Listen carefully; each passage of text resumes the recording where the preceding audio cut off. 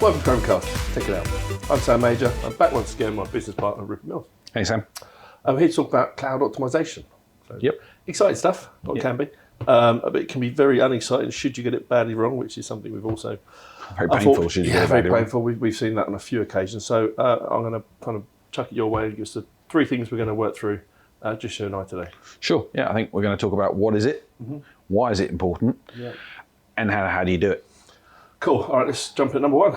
What is it? Yeah, sure. So cloud optimization is, it's kind of two things. So it's using cloud in the best way possible. Obvious, the optimization piece, but the thing that most people talk about when they talk about cloud optimization is cost optimization. They are two different things. They are, but they're kind of hand in glove though, right? If you put it together badly, it will cost more. Yeah, absolutely. Or not even necessarily badly. If you put it together without paying attention to the small print, basically, it's the same thing as it's nothing new under the sun. Historic contracts would have been, okay, here's the small print. If you don't read it properly, you're going to pay this much per minute for your calls to Afghanistan or whatever it might be, and you suddenly get stung with a huge phone bill. Cloud's kind of the same thing. Is there's some great services out there, does a lot of good stuff, but actually, if you don't read what you're subscribing to when you subscribe to it, and you just sign up and put everything in there, then you can end up with some challenges. So yeah, the cost piece is the piece that most people refer to when they talk about cloud optimization. But actually, the technical piece is, okay, how do you pick the right service? What do you do? And that's the bit that then leads to the cost optimization. Yeah, I guess there's been, as we've seen, and this is not new, we've talked about it many times over, the big push to the cloud, and Gartner out there still throwing numbers around about how much be done in cloud, this, that, and the other. And it's, as we've seen, the bit I'm most conscious of when we've had, and I'm having conversations with people that have kicked off their cloud journey either recently or sometimes quite a while ago, it's the biggest gotcha I've seen. The first thing I ask is, did you just lift and shift it? Because we often see that, we took it exactly as it was and we put it in the cloud, and guess what? It's not very efficient. Yeah, absolutely. It's that same thing again. Don't do it properly, just do a quick off you go and it's all there, then you can suddenly find yourself lumbered with a very large bill. So, yeah.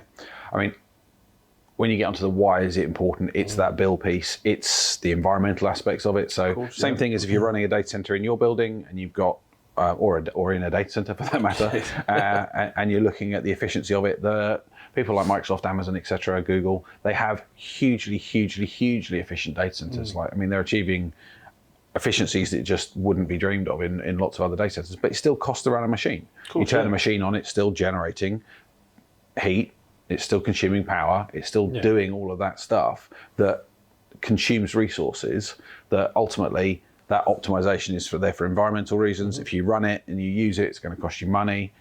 That sort of stuff basically is the, okay, we need to care for that as much as if you put it in an on-prem data center or whatever. If you had it on-premise, the same thing, right? Same principle. But are we obviously a lot more now than historically? It used to be you put them into a server cab either on premise or a colo. People didn't think about that. You spent your money on it and that was it was done. And if it created a lot of heat, well, you put more you turn the air conditioner off or that sort of stuff. People are obviously a lot more cognizant of the impact, and you are right. You put it into a very efficient data hall, whoever owns it. But you are right, if you're not using, you spin up 100 VMs, it's saying use 50 of them. Well, that's massively inefficient. And there is, whilst you've offset it, you've put it somewhere that is more efficient, there's still an impact. It still creates heat and all the rest of it uses power that's just not being used. So it's looking at the efficiency and the impact in that model as well. Even though you've not made it someone else's problem, it's still your problem, our problem, everyone's problem. But it's out of sight, out of mind though. That's the issue, is that people go, okay, I've put it all in the cloud, it's not my problem anymore, and until the bill comes. I think that's driven partly then by the, how do you monitor that? And that's not a dark art because tools are available, I'm sure we can talk about it, but it's you put it in there and it works. You've ticked some boxes. We went cloud first, right? We've hit part of the strategy. It's working. That's great.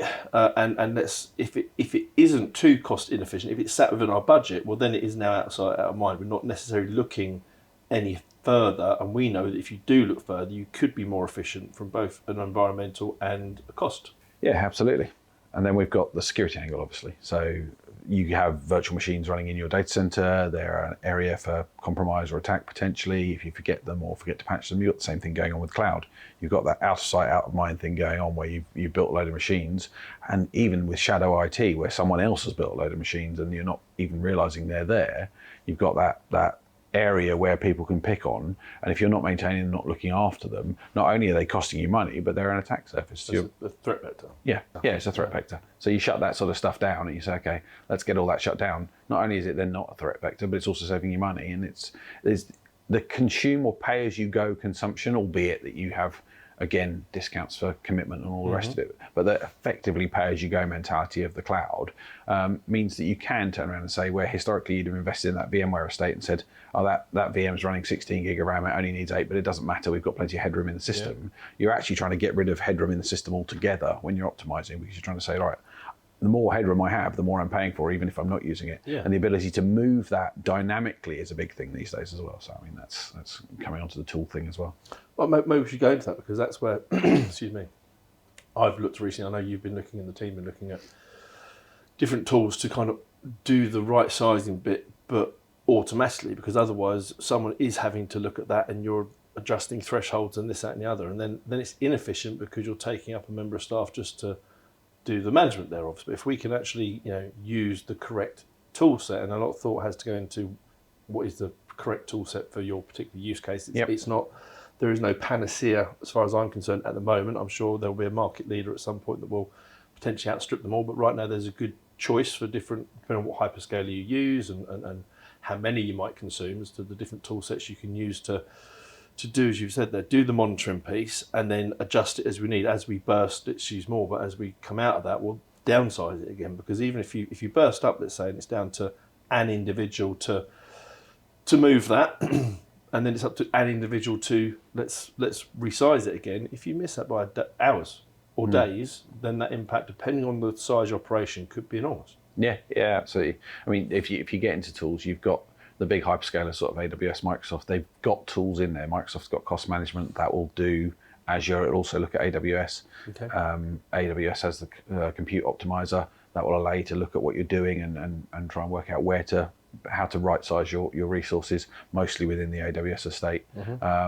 But you look at those sorts of tools, and then you've got third-party vendors, people that you've known for years, like VMware or IBM. You've got what was CloudHealth, it's now Aria, and you've got IBM's one that you were talking about the other day. Yeah, Turbonomics. So, and those tools are doing it from the perspective of having no vested interest, but there's an underlying theme there that is, okay, how do we move these things around and make some revenue for a historic or a traditional vendor, that's the wrong way of putting it, but a traditional vendor that's done more of an on-prem environment, that now you're moving into, right, they can work in the cloud and help you optimize how you're spending your money with the big boys in the cloud space. But they have different levels of automation, different levels of manageability. So it's really picking the right one for the client and saying, okay, what do you use? Do you use 17 different clouds? You get things like VMware's CloudHealth or Aria will look down at things like Alibaba Cloud. Now they're fairly sort of down the list of things you use, but it depends on where your business is based. If your business has got a large footprint out in China or something, you might be making big use of that. So it really depends on what you're using, which is to decide which is the right tool, and then how well do you implement that tool. And the tools will help you look at the concurrent spend of, okay, if you take a compute resource, so say an Azure VM or an EC2 instance in AWS, and that's a VM that's this big and it only needs to be this big, or it's this big and it should be that big, and moving it around to right size that, it doesn't look at right sizing between services. So if you take, as a really simple example, you could take Active Directory and say, historically we've run Active Directory, so I'm going to go and build some domain controllers in Azure as compute instances, but actually should I be using Azure AD to do that? Or okay, historically I've built a SQL Server and I've run a SQL Server cluster, which will be 2 virtual machines with 2 SQL Server licenses, and they're clustered together, or however you do that. And then you've got clustered instances within Azure or in EC2 or whatever, or actually within AWS, that will give you the ability to say, we're not actually using the underlying software that we used to use at all. We're getting the same end result, the same service end result, and it's picking that service end result correctly, that sometimes says you don't run the virtual machines at all and you do it completely differently, But that's a whole nother level of optimization as well that doesn't tend to get picked up by the tools. The tools are generally comparing within a bracket, and then you've got to have somebody who knows what they're talking about to compare outside of that bracket and really look at true optimization to then give the business the ability to charge it back, pick different organizational units, all that sort of, yeah. And those, again, different tools will allow you to build in that cross charge, will allow you to build in different departments, different labeling for systems or tagging for systems to allow you to work out where it goes. But all of that should be in your cloud optimization strategy. Yeah. Now looking at, I guess, just the way I think about things, the cloud optimization, we're talking very much about hyperscalers, but can we pull that tool set into, because most operations are hybrid, and whilst there is still a lot of noise around, everyone will be, it's cloud first. I think, well, we don't disagree. That most enterprises are and will probably remain hybrid. Yep. And you're seeing a lot of the tooling though that we can use to manage hyperscalers coming down on edge, not on-prem.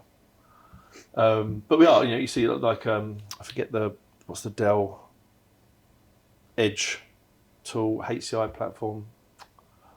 VxRail, but it uses Azure HCI. Right, yeah, it is Azure HCI. So we're now seeing the kind of way we manage Azure, but we're seeing that on the edge or on premise, whatever you want to call it. So now that same tool set and the optimization piece it actually goes across both elements, right?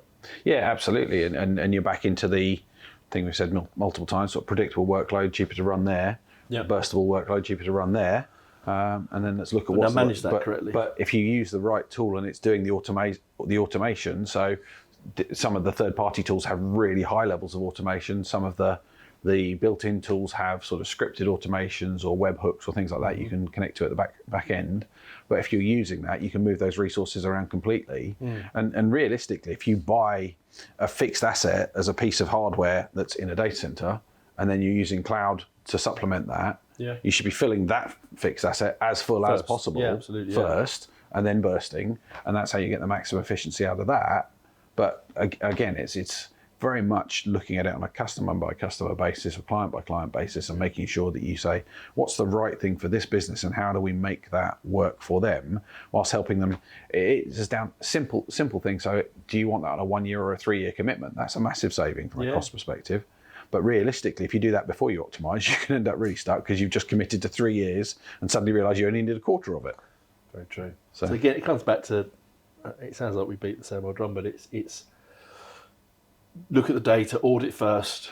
Kind of, measure twice, cut once. Due care and attention. Yeah, absolutely. So just understanding what what is the business trying to achieve, what is the best tool set or product to invest in and why. And as long as you've got that mapped out prior to any commitment, then we should be good. Yeah, pretty much, yeah. But certainly look at what you're doing, because it's amazing how much all of a sudden you can go, I can make that a heck of a lot more optimized. Yeah, cool. Brilliant. Efficient, that's the word I was looking for. That'll do. We'll finish on that word, efficient. Thank you, Rupert. Cheers. And thank you for joining us in this edition of Krome Cast. Check it out. Remember to like, subscribe, comment and share, and join us again next time on Krome Cast. Take it out.